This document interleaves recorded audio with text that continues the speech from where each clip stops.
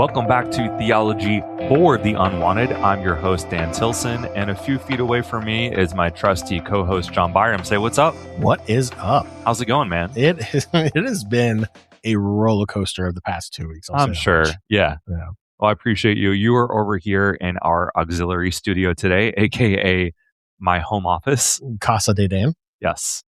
Casa de Dan E. Chris. Beautiful home, by the way. Thank you. Home. Absolutely stunning. I've been here before, but it's fine. So let's see.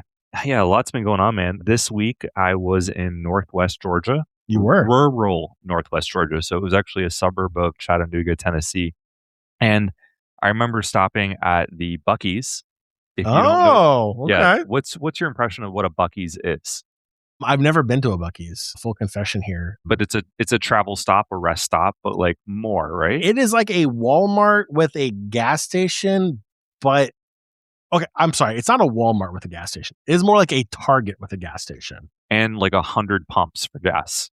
Yeah. Yeah. Like it's ridiculous. It is an experience. It is, I don't know if it's worth traveling 80 miles out of your way to see it where we are here in Virginia, but rumor has it they're opening one up on 95 soon. So exciting. Yeah. Hooray. Well, I have an electric vehicle. Congratulations. Not necessarily on grounds of like climate concern, but because gas prices are way too high. Is that the only reason? Oh, sorry. Yes. Also the full self-drive. There we go. Yeah. There it is. Sorry. You know what? Remember in earlier episodes, we talked how people always have a second reason? Yes. A reason behind the reason that they're comfortable telling you? The real reason. The real reason. Yeah. Here we are. You got anything fun from this week? Oh, geez. From this week? I can really think of. Oh, I can tell you what's coming up, though. Okay. Go for it. So my nephew, who lives up in the great state of Maryland, that is the only time I'll say that, and I might even actually edit that out. He's coming down. Next weekend is the IndyCar race in Washington, D.C. Yes. Yeah. And he and I are both big F1 fans, so IndyCar is like 5 steps below F1. But it's still cool. We got free tickets, compliments of the ticket lottery through Monumental, so that was kind of cool. And we're actually going to be inside the race circuit. It's pretty cool. So I'm really excited about it. I can't think of the last time DC ever had a race like downtown like that before. Probably never. Yeah. So it's really kind of cool watching them build the support for the track and everything in downtown DC. But yeah, I think it's going to be a really cool experience. People really want to make this about politics. And look, I get that this is Washington, D.C., and that's just kind of what we do. But look, this is not about whether you support the president or not. It's a car race. Yes, it is backed by Freedom 250.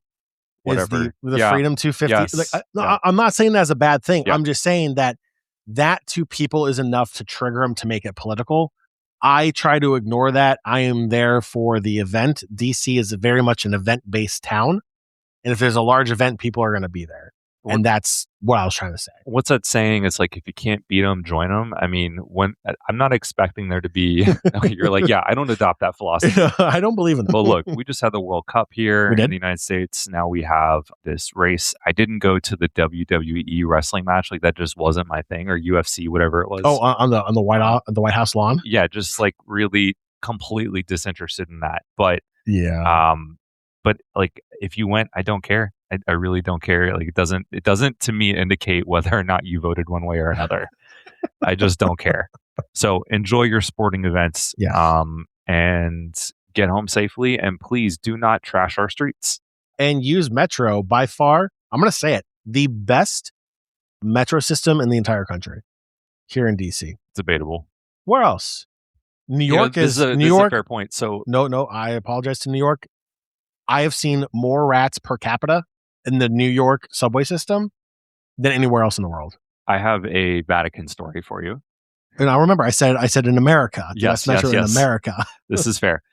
So 2011, I was interning for the Vatican's embassy in Switzerland, and I did a 4-day tour of the Vatican. It's just, a little nice break from my program to go over there and kind of see headquarters, if you will.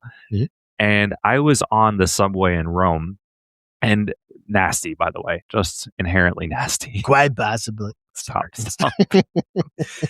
And I was talking to someone, and a man open-faced sneezed into my mouth while I was talking. And I then had to go back to the United Nations in Switzerland where I was interning, and I developed possibly the worst flu of my life.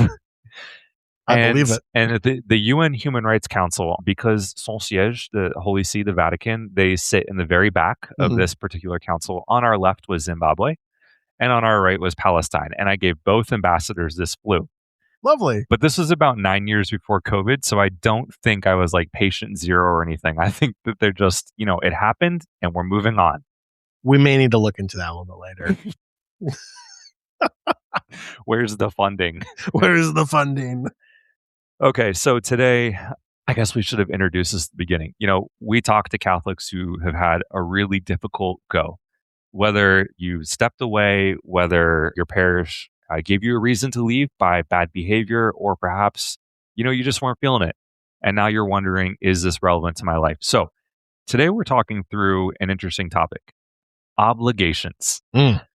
If this were a book, it would be Obligations for Dummies. I guess in this podcast, we're probably going to end up calling this episode like Catholic Obligations for Tired Catholics. I don't know. Obligations for the Unwanted. Oh, there you go. Great. It's your sequel book. Thank you. So, okay, I feel like the word obligation is a little overused. Like people, and they don't even necessarily say obligation. They just say, you have to do this. You're Catholic, therefore you have to do this. Look, using the word obligation, all of your obligations as a Catholic come from your baptism. So there's only two things. Do you remember the baptismal promises and maybe what one of those? I was a child. Okay, confirmation. By the way, I got into a back and forth with someone on Instagram because they were, they're talking about confirmation. You got to be like fully aligned and you have to have the knowledge and no, confirmation actually comes from your baptism. Yes. And so the only requirement, if you will, is that you are properly prepared, like you've been educated. It doesn't mean that you are 100% like the perfect Catholic. That just isn't it. Let's be real here. We're not going to be perfect Catholics. We strive to be perfect. We strive to be the best version of our Catholic selves. But also at the end of the day, we have to remember that the people who are teaching us in our catechesis classes and in our OCIA classes, they are humans who are passing down what they've learned as well. And if there's one thing we've touched on about the Catholic Church in North America, in the US in general, is how poorly catechized Catholics can be. And I think that's a big issue, is that bad theology keeps getting passed down. And I remember I mentioned this episodes ago. My niece's class, confirmation class, when it came to self-harm, the topic of self-harm. I know it's a very tough topic for a lot of people, but it's important to talk about because the church changed teachings on it. Balanced out. They balanced out the teaching. The original teaching, which for several centuries was, it was effectively, it's a straight ticket to hell. Correct. Right? That's how we expressed it. But then once we got the understanding that mental illness is a thing that maybe reduces your culpability, like if mental illness takes away a little bit of your freedom, it doesn't reduce the fact that self-harm is still really, really bad and wrong. But we balanced it out to say, maybe it's not a straight ticket to hell. Yeah. And so that's why that feels like a change. Correct. And, sometimes just changing words alone from something harsh to something a little less harsh is enough to really give that confidence back. But my niece, who's a big mental health advocate as well, really struggled with that when her teacher kept telling her the old verbiage of what the church taught. So it's things like that. And this wasn't that long ago. We're talking less than 10 years ago when this happened. The change? No. I'm talking about my niece's.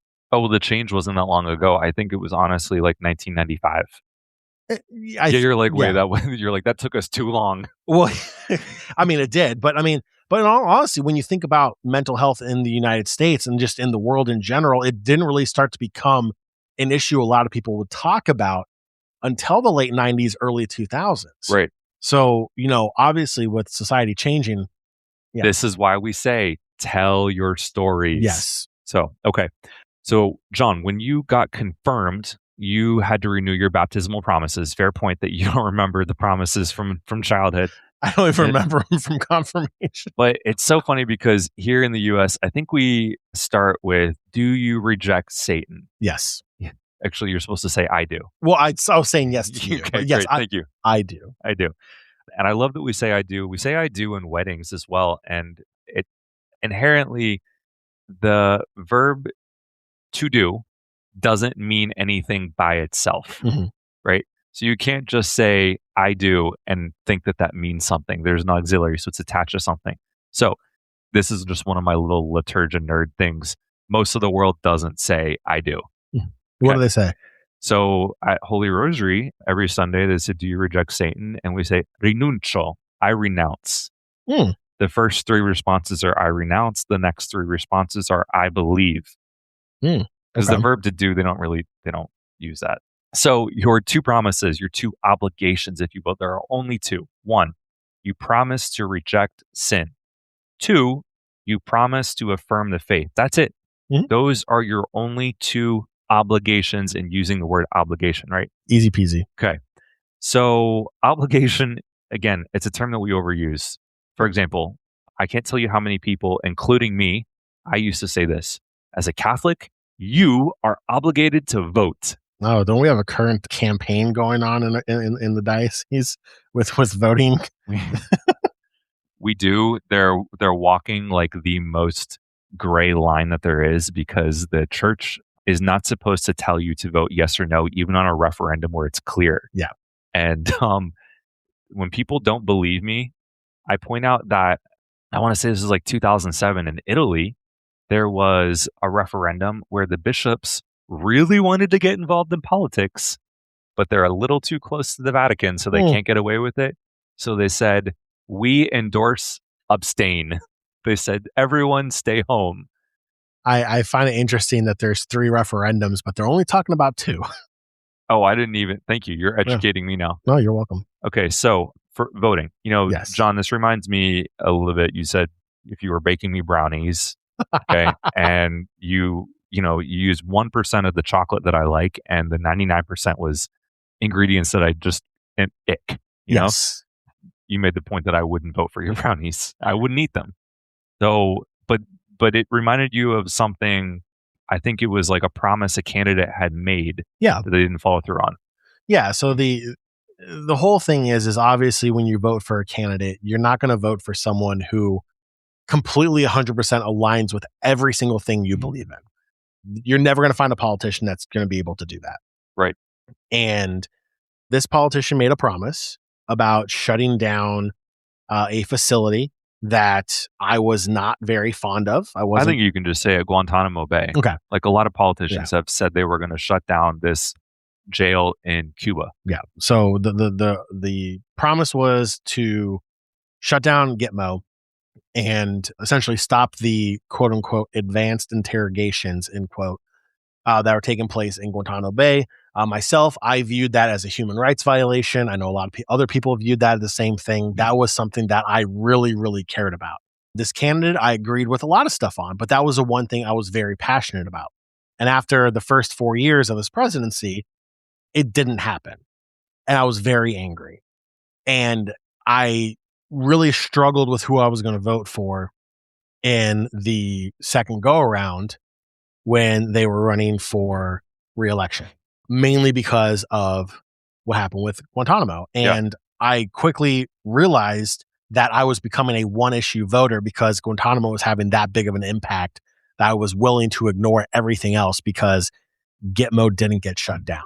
So, I mean, Catholics always say you have that obligation to vote, right? No, you have that obligation to discern.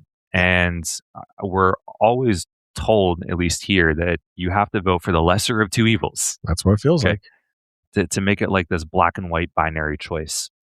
And you know what? A lot of times, the preferred candidate of the church lines up with who I happen to like, even though I'm always like a little mixed on things. Yeah. So, but I still feel called to point out that we're not supposed to reduce it. We're not supposed to like bind your conscience with something. Archbishop Mark Miles, he's the nuncio or the ambassador of the Vatican to Costa Rica.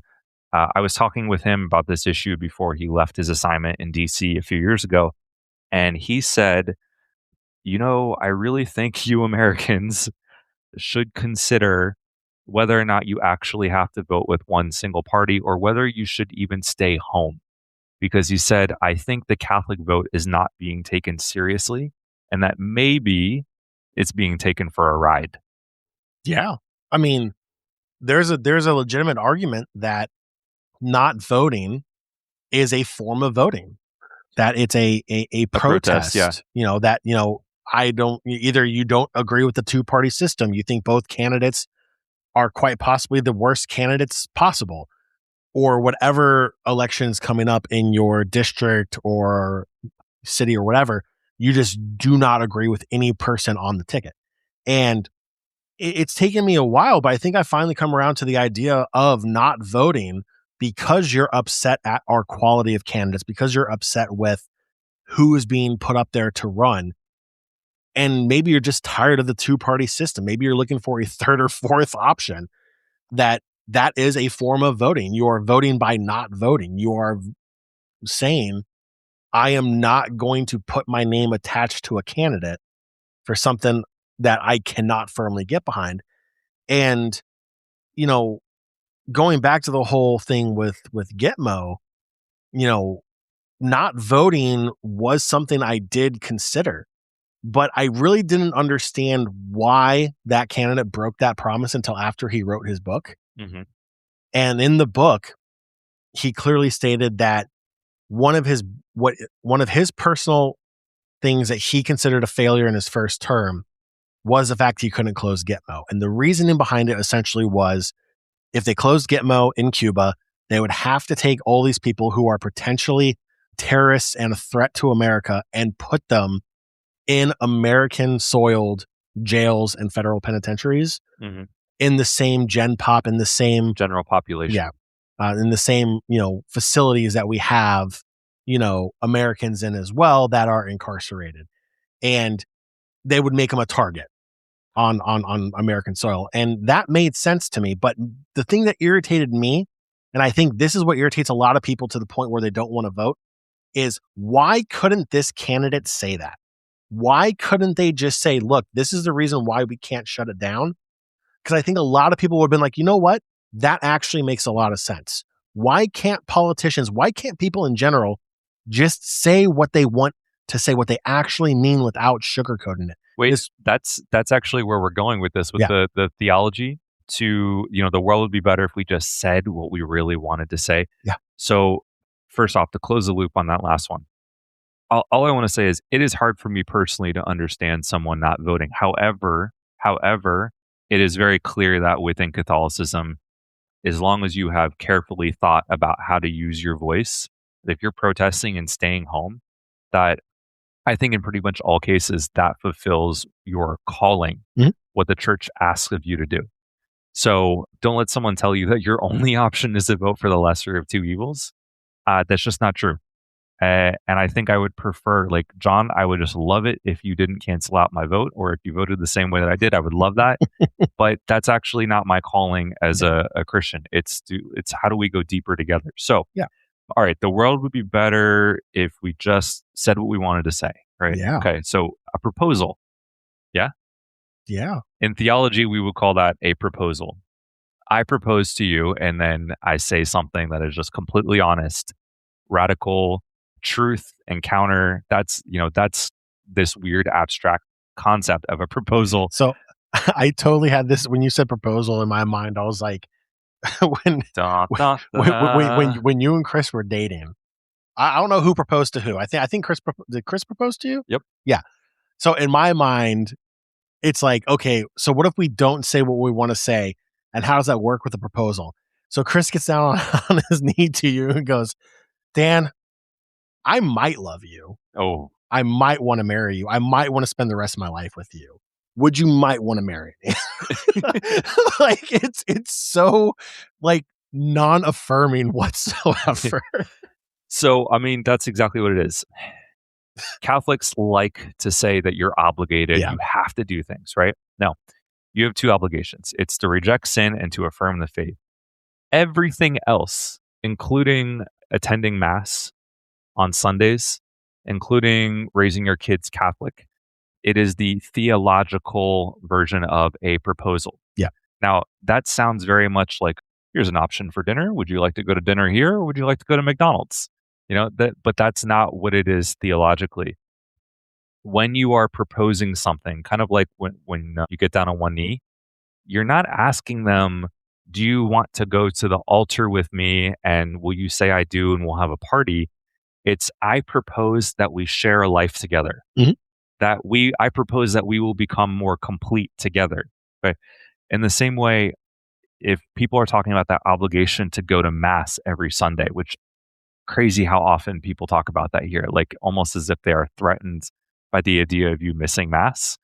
No, it's this is the best possible thing that you could experience, because it's going to help the community and it's going to help you, because it's an encounter with our risen Lord. Mhm. And I propose that you enjoy being here on Sunday. It's more about the desire rather than is the legal contract or the obligation. So when we reduce things to an obligation, a guarantee, a promise, or whatever, you're in the mindset of a lawyer, right? You're also in the mindset of, I'm trying to do this all on my own, in my power.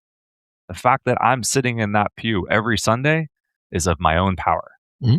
But if it's a proposal, if it's, there's an open spot for you because God desires you and you desire in turn to be there, that's something different. Yep. And I don't know if you saw my text earlier, but I was like, do you know how hard it is to find a video of a bishop speaking in Italian about obligations?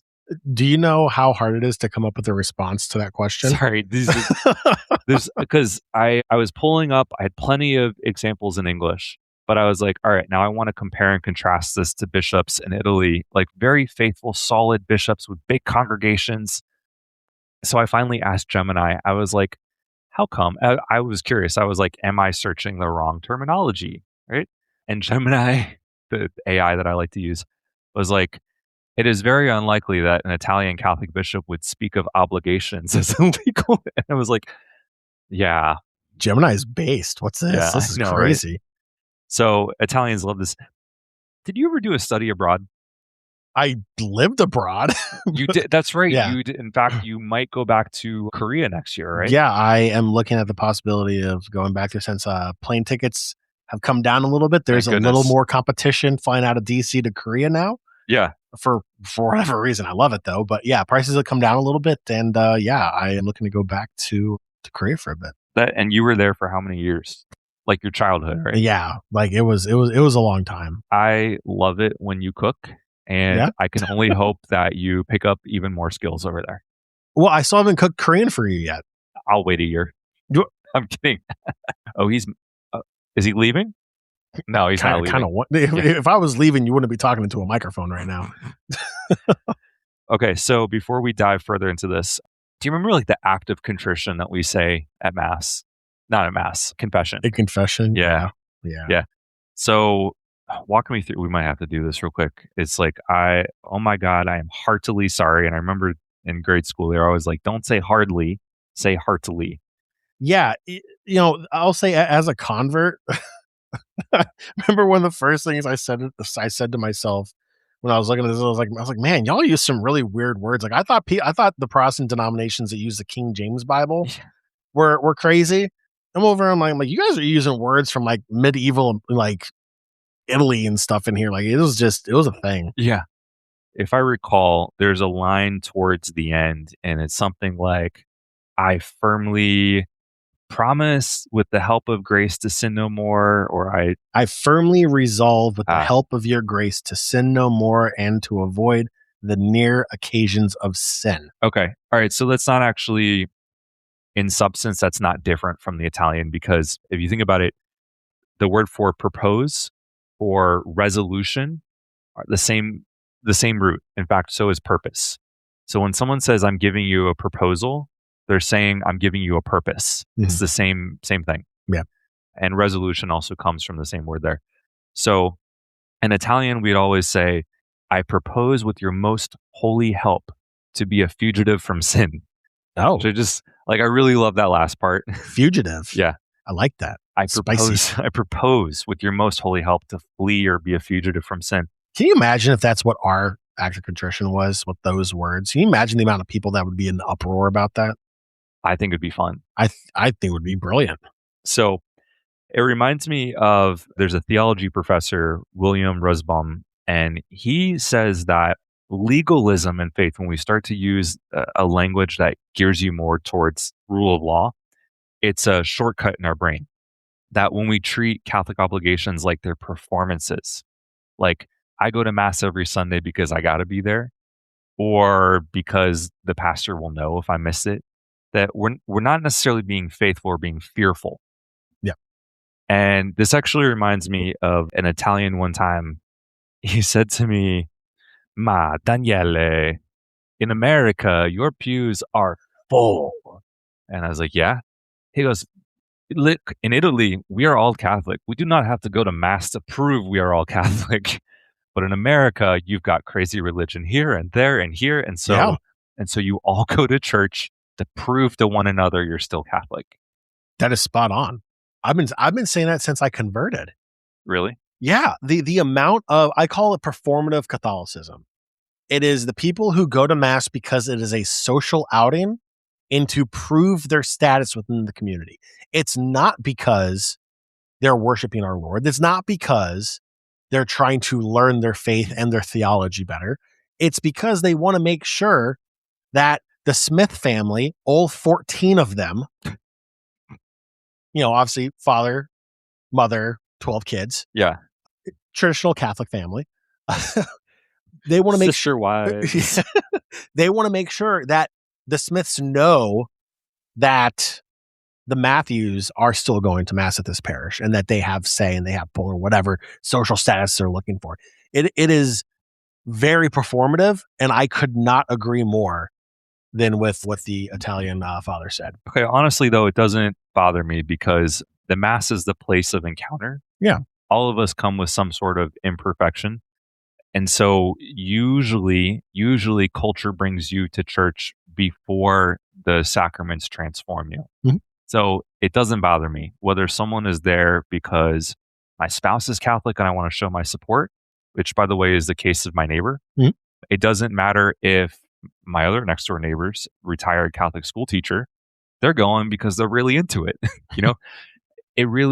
It doesn't matter because you always have this possibility when you're in the pew, which is another reason not to judge people to go away, because as long as they are still in the pews, there's that possibility, a proposal, if you will. Keeping up with the Catholic Joneses. Yep. Well, okay. So let's try and discern real quick some tough situations. Okay. So one of the things that, people will use the term obligation, but really it's a theological proposal, are not super different.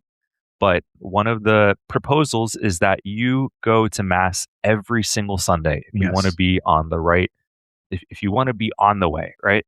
And holy days of obligation. And in the U.S., there's 6. I know if you're listening from elsewhere, you probably have more. But in the United States, there are 6. We're going to trim them down a little bit over here. Point being, what are some, let's just say like some tough reasons why you might not be able to make it to mass? Yeah, let's start with one of the most obvious ones that happened about 5 years ago. Medical, right? Like medical, like a pandemic per se. Oh yeah. Well, let's make it more personal. So like one individual. So let's say someone's battling cancer and their immune system's compromised. You don't want to be around 100 sneezing children at mass. It's not going to be good for your immune system. Or the subway in Rome. Do not go. Just make sure you have a face mask on so no one sneezes into your mouth. I hope the people of Zimbabwe and Palestine are well. Agent Zero over here. Okay, so we have 2 choices. We can either think of the obligation or the proposal. And the proposal or the purpose, let's say you have that desire to go. Yeah. Right? But you can't. You can't because of this one reason. Right. Let's say you want the growth, you want the accompaniment. If you are sick with cancer, a lot of folks end up feeling very lonely. Yeah. Okay? A lot of folks who are elderly, they see their world like closing in on them. And the Eucharist becomes something that they desire more and more. Yeah. Whether or not it was just something they did pro forma in their youth or not, like they really desire that presence Mhm. now. Okay. So if you think of it in terms of, man, I desire to go, but I can't for this legitimate reason, what happens to the obligation? I mean, I believe they get a pass though, right? There's like a legitimate reason why you can't go. They don't really get it past. The obligation turns to the church. The church is supposed to go to them. Yep, Yeah. exactly. Which is not going to happen in all cases. Yeah. And quite frankly, where I grew up, although we did have someone that would run to the nursing home, I did not see a ton of effort to make sure, okay, we're missing somebody. Somebody from the body of Christ, the people of God is missing. Are they okay? I didn't see that. Yeah. In fact, I remember from the time I was in preschool when we would have to get to church early because both parking lots were full at our parish in Annandale, Virginia. And then by the time I got to 8th grade, it was just like dwindling to, okay, the sign of peace is now waving to someone 6 pews from you. Okay. Where was the church in those people's lives? And so the obligation, if you remember, the sacrament of the Eucharist is always about unity. That's the real outcome of it. Then the obligation turns to going to you. So it's not that your obligation, if we're using that word, goes away. It's that the sin is not yours. Yeah. Okay. Another one. You got to go to confession once a year. Actually, the precept is that you have to receive the Eucharist once a year during the Easter season. But we've turned that, just theoretically, you should go to confession once a year before you go to the Eucharist. Okay. Correct. So what are some legitimate reasons why people might not go to confession? Let's start with like some of the the biggest ones that cause a lot of people not to go. They're intimidated or they're embarrassed by their sins, and having to verbalize it to someone is a terrifying experience.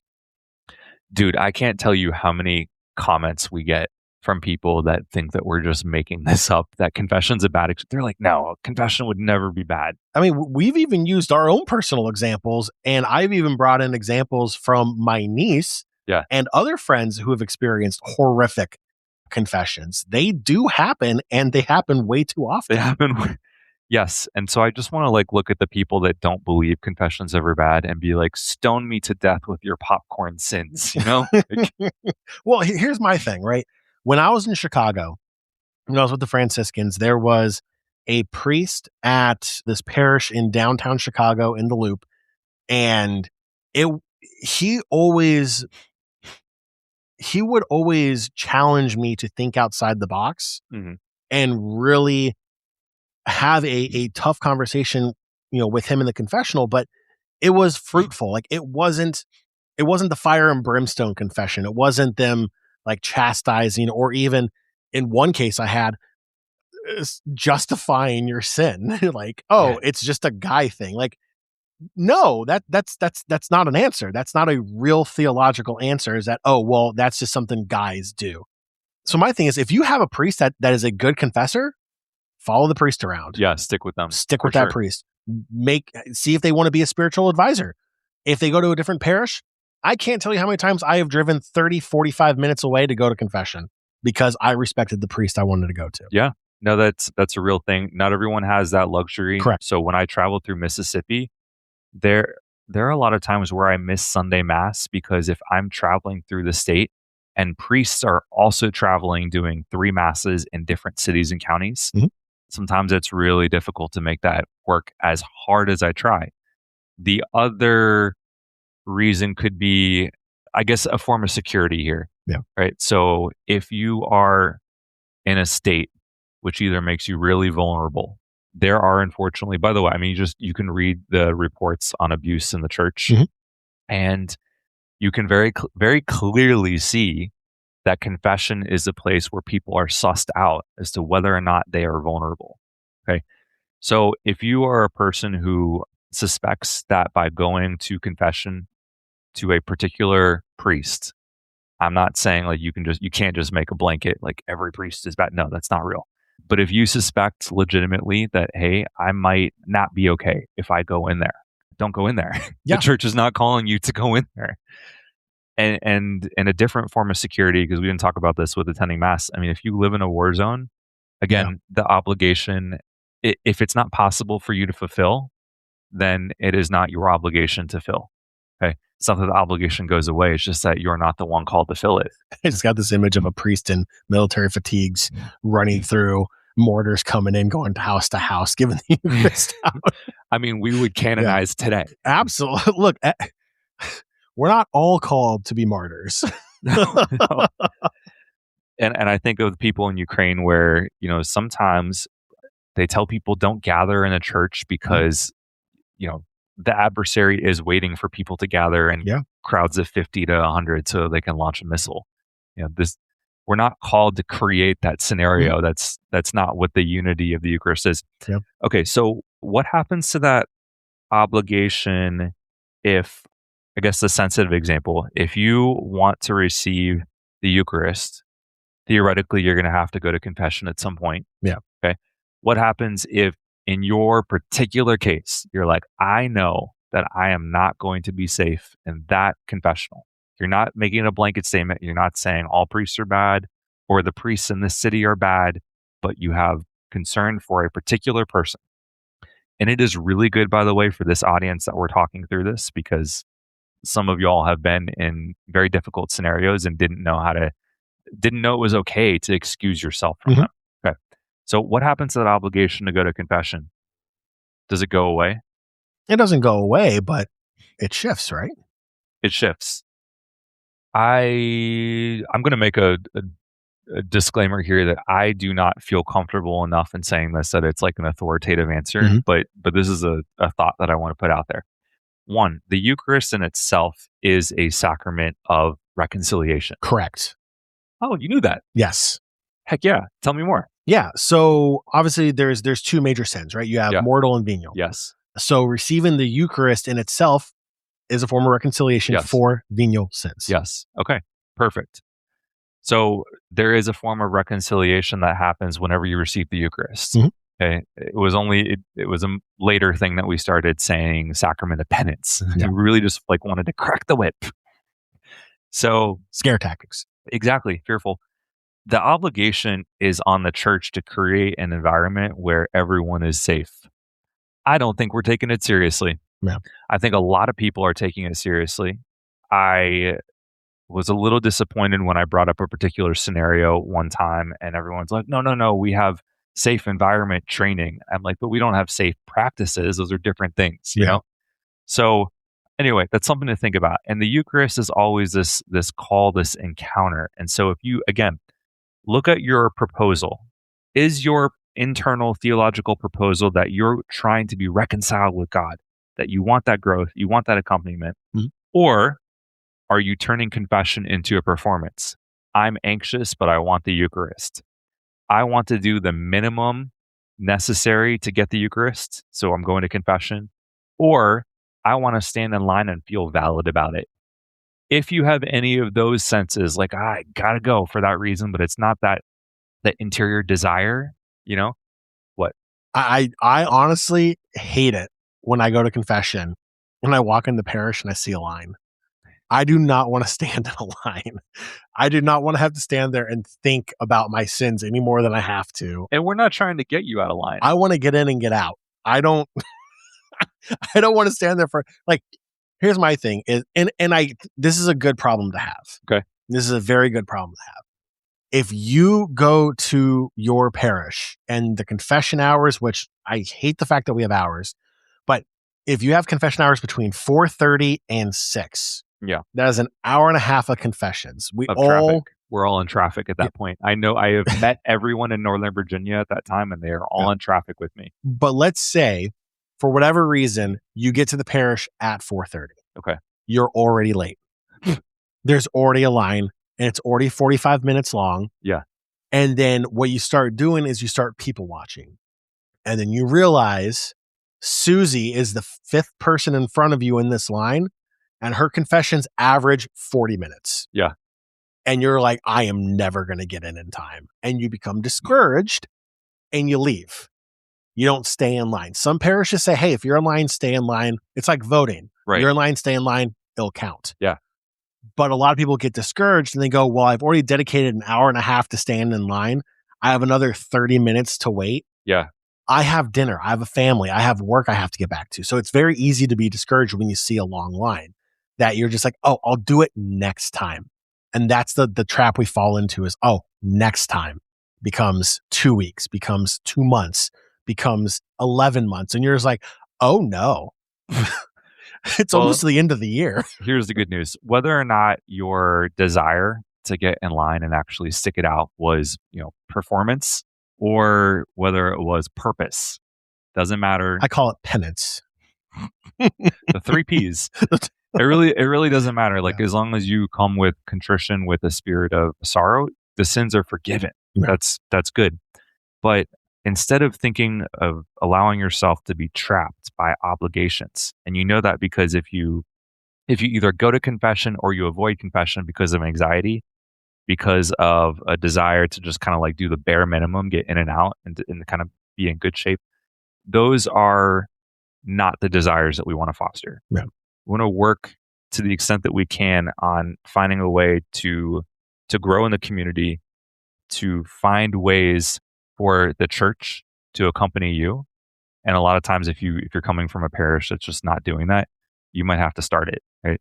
So those are the desires that we want to work on and dive deep into. But it doesn't really matter. Either way, the sins are forgiven. Yeah, I think something that the church can do a better job at is to address those fears, that, the insecurity, the being nervous about going in to confession. And I think it's mainly because of those bad stories we hear about. But here's my thing is the part of the church that doesn't believe there's such thing as a bad confession. Yeah. They will never understand until they have one. And I don't want that to happen. The problem is most people won't understand how bad confessions can be until they experience it. And then it's too late. The whole thing is, again, it's not a blanket statement. Not every confession is bad, but there are bad confessors out there. There are bad confession experiences. They are valid. They need to be heard, and the church needs to listen, because all of these things are preventable. I'm not saying you have to walk into a confessional and it needs to have disco lights and, a smoke machine and fun music playing in the background for you to have confession. What I'm saying is the step of you going to confession in itself is the most positive thing you can do. You're forcing yourself to be there because you're taking your faith seriously, hopefully, or even if it's performative, you're still there doing it. There needs to be an acknowledgement from the church that is the bare minimum, and that is good, that you are there to confess to a priest, with a priest, to God, your sins for forgiveness. That's a great thing, and that's what needs to be focused on, not the negativity that could possibly come from behind the screen. That's true. Let's look at a slightly softer, lighter example. What are some reasons why you might balk at the idea of fasting on the appointed days in Lent?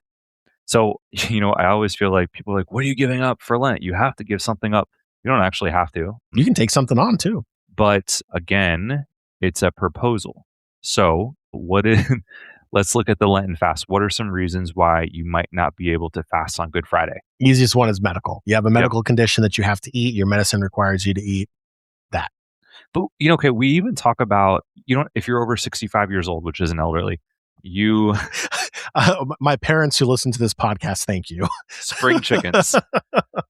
No, when I was little, I remember being taught, like, you have to fast between, I think it's like age 14 maybe and 65. And I was like, oh, I'll never be that old. And now I'm like, it's going to come. You're like, wait a minute, that's actually kind of closer than it should be. Yeah. We're halfway there. Oh, yeah. We really are living on a prayer. So no copyright infringement intended. we were under the 7 seconds. We're good. So, yeah, we've turned the Lenten fast in many ways into this obligation, Oh, like yeah. a contract. You're like, oh, you're between the ages of this and this. It's like conscription for the military. And I love it too, because even Protestant denominations that don't do a fasting for Lent, if they have a Catholic friend, they're almost trained to always ask you, what did you give up for Lent? Like, they are so curious as to what Catholics are giving up nowadays. Fun story. My nephew took after me last year. He gave up caffeine. Yeah. He texted me a couple weeks ago. He said, I don't think I can do it again. It might kill me. And I said, you're being a little dramatic. But yes, I feel you. So let's see. We said medical. When you were doing your Franciscan stuff and people would Yeah. offer you stuff. Yeah. So it's a Franciscan mentality that, food is also cultural, right? Right. So let's say you have a mission and you're living with a different community, you're living with a different group in society, and there's a cultural thing where they still eat, right? So you're working on spreading Catholicism, you're there and you're at a dinner and they give you food. Mm. What is more sinful, for you to eat the food and break the fast, or for you to reject the hospitality of your host? Okay, so now that I'm older and have a lot more theological experience, I believe it's ruder and more wrong to reject the offer of hospitality. But when I Correct. was younger, I remember I was with the priest in Los Angeles. Mhm. This was well more than a decade ago, and we were there on a Friday in Lent, and they had chicken for all 3 meals, There you go. which by the way is just like gross to begin with. Chicken's not a breakfast food. Chicken and waffles is a breakfast food. Okay, but we had chicken nuggets. We had chicken nuggets for breakfast. Are we discriminating the form chicken comes in? That look he just So gave me, that was intense. anyway, I remember bringing up I did it in kind of a sarcastic way because they're like, "Oh, Daniel, why aren't you eating?" And I was like, "Oh, because in my diocese on Fridays in Lent, we don't eat meat. And this is the third chicken you've given me today." Well, and that's the thing. What was the first part of your sentence? I don't even remember. In my diocese. In my diocese, yeah. It's actually a universal thing, I know. but we were existing among beggars. Mhm. We were serving people that had absolutely nothing, and we weren't particularly concerned with what the law conscripted, Yeah. because the charity was the greater law. And in this case, that meant having gross chicken nuggets for breakfast. I think something else to think on in this is, if you're in this situation, someone offers you food and you accept the food, there's other ways you can go about fasting, if you will. Mhm. Maybe you only have one serving.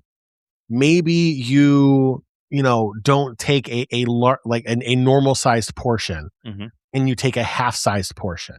There are other ways to do it with being respectful to your host, who cooked for you, who is offering this out of the goodness of their heart, out of their own charity, than for you to say, no, I'm fasting, Yeah. and push their charity away. Yeah. Okay. Maybe you only have 4 chicken nuggets instead of 6.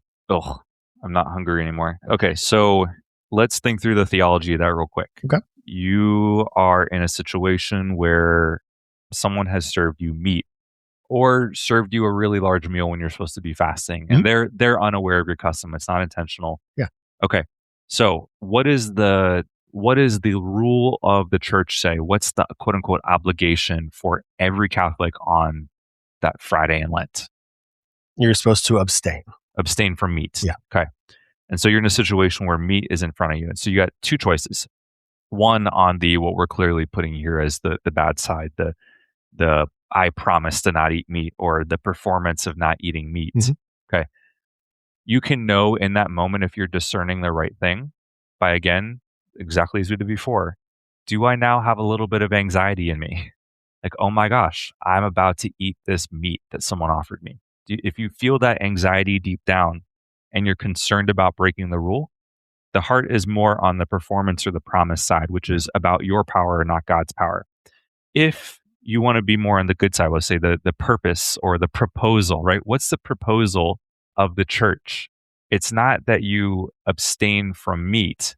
It's that you find this concrete way to make room within yourself for unity with your neighbor and with God. Mhm. And the way that we express that in common as Catholics is by not eating meat.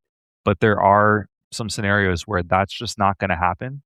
And the way you know if you're on the right track is, I'm about to eat this meat, but this is only increasing my desire to serve God more, to find other ways to be present, to become more holy. If your intention goes towards that, you're probably okay. Yeah. Okay. Let's just we're at the end here, but we can speed run this. Yeah, Exodus 90. Oh no, let's not speed run. What was that? We did that once upon a time, and why? What was it? Private devotions. So Exodus 90 on our college campus. Basically, they got all the men together in small groups, let's say 5 or less, and everybody would we couldn't listen to music. Nope. You couldn't eat sweets. You couldn't eat between meals. You had an exercise regimen. You had to pray every day. Muscular Christianity. They basically they wanted you to be a skinny Catholic. Jesus won 6-packs. So there was both some good and some bad that came out of this. When I did it, at least. You did it too, right? I did not. Oh, you avoided it? I watched other people do it, and that was enough for me. So on one end, I got a little bit more discipline. On the other end, it increased my anxiety tenfold. Yeah. And I will never do it again. Now, having said that, it has been good for some people. The caution is don't pressure people into it. Yeah. This has to be a proposal, particularly because it's a private devotion to do any sort of group like this. Whether that's becoming a member of this order of priests or the youth apostles or to join Exodus 90 or Focus or whatever group it is and all good that they're doing. When it is done as a proposal, which is that theological, that desire to share a life in a particular way, it can be really good. When it's done out of any sort of anxiety, performance, promise, some desire to be seen as valid, you're on the wrong track. Okay. So I guess we'll leave it at that. Great timing because I actually hear my doorbell ringing. Good, look at that. As always, John and I really look forward to receiving your messages. We've been touched, as we have after every episode, from the outpour people who want to share what it is that they're going through, who want to be seen for exactly as God made them. And John and I are here to walk that journey with you until it is that once again, your Catholic community can be a place where you can thrive. Until next time, this is Theology for the Unwanted.